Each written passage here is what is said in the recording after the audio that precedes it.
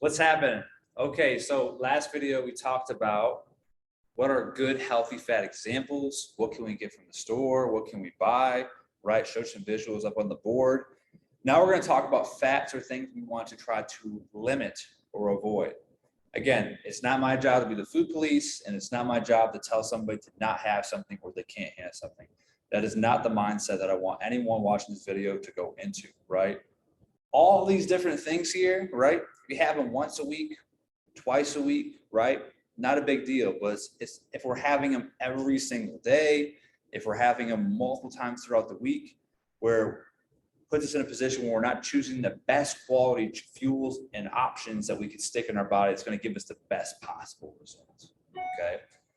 To give you a key example, right?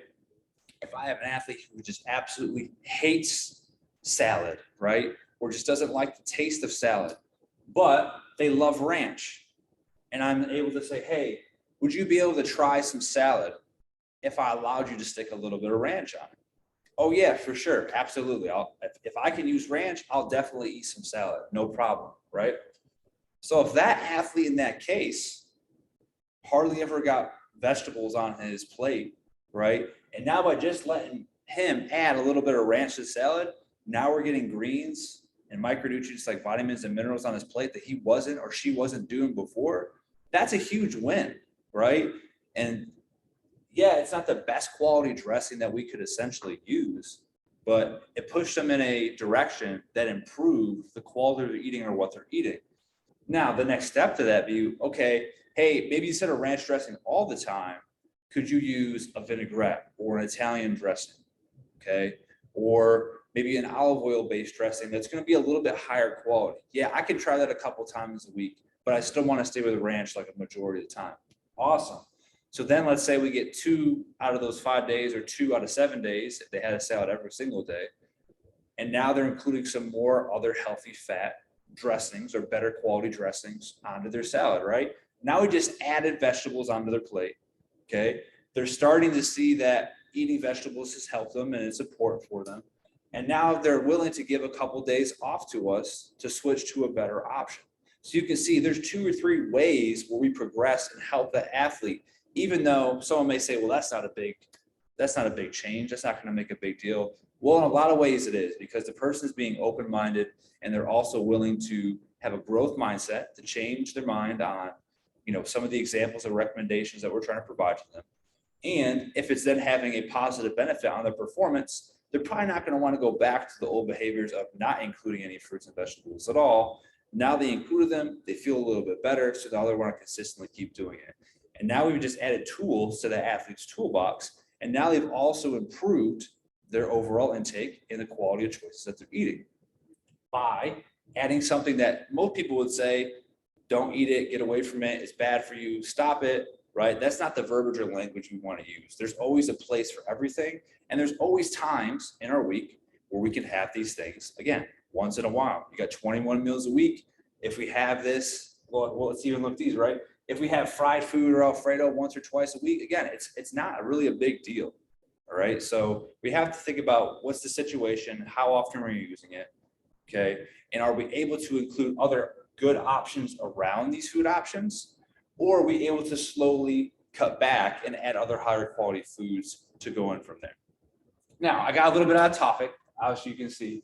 But as we're looking at some of these examples, right? Like, how do we improve maybe some of these food options that may be very high in those saturated fats? Again, our body's going to need some saturated fats, all right, for some of our hormone production and some of our other essential bodily functions, right? But we don't want to take in excess saturated fats throughout the week because of that possible pro-inflammatory or inflammatory effect it could have on our body. Again, we're already dealing with a lot of inflammation and soreness. Why add on to that by including a lot of some of these lower quality fat options into our diet? Now, you may have also heard in one of the other videos too, right? If this Alfredo is a little bit higher calorie than, let's say, a marinara sauce, and we have an athlete that needs to eat 5,000 to 8,000 calories a day, okay, maybe we need to have them have Alfredo sauce a couple extra times a week rather than just a marinara because it's providing more calories. Again, there's a lot of factors that come into play where we choose stuff and don't choose stuff. Again, this is just looking at it from a overall view and choosing what's the best option based on the athlete and the situation. Now, let's say we're trying to get the highest quality pasta that we could possibly can. Well, maybe you have Alfredo, but you add some vegetables on the side, or you add it to the pasta. Or for a higher quality topping, can we use things like red pesto, green pesto? Can we use things like a marinara sauce? We could also do some lemon juice or olive oil and sprinkle with a little bit of herbs and saute that up in the pan. Again, there's lots of other higher quality options we could stick to make that dish better. Or, like I said, we can add something alongside with the dish to complement it to make it a higher quality dish. Okay, fried foods, right? Maybe instead of getting fried foods all the time, we get things that are baked, grilled, sauteed, broiled, right? Better, higher quality cooking methods. And then also get cuts of meat that are going to be also a little bit leaner. So that way we're getting a leaner or high quality protein or a lower fat protein option. Okay. Again, once or twice a week, not a huge deal.